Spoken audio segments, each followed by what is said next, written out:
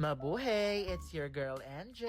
It's your girl Charas. So here's our day 1 mini vlog here in Taiwan. So for today's video ay nag-avail tayo ng Taichung tour for 6,500 NTD. Pick up is at 8 AM pero akala ko 7 AM kaya ayan, napaaga. So aura-aura na lang. For our first stop, nagpunta tayo dito sa Green Fantasy Forest. Sobrang daming mapagpipicturean dyan. Ayan yung mga sample. For our next stop, nagpunta tayo dito sa Zhongshe Flower Market. Sobrang daming fresh flowers and dito yung trending na lavender fields. Ayan. Tapos magpapiano ka. Charas! And then ayan, more takbo sa lavender field. Meron din silang sunflower fields. Tama ba yun? Charas! And then after that, dinala kami ng driver namin na si Jason sa isang local restaurant. After lunch, dito naman tayo sa third stop which is yung Miyahara Ice Cream. Na-overwhelm ako sa sobrang dami ng flavor sa pagpipilian. I got the strawberry.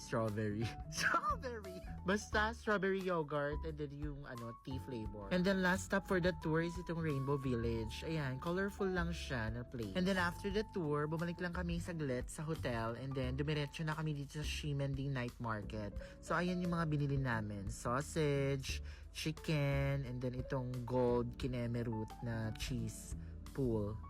Ayan, nasarap naman siya. And then for our drinks, trinay namin tong Shifutang na hindi ako talaga nasarapan kaya wag niyo i-try. Charas! Dahil sobrang crowded na sa night market, umuwi na lang kami at doon na lang kami kumain. Sino ba tong mga to? Okay, dito na.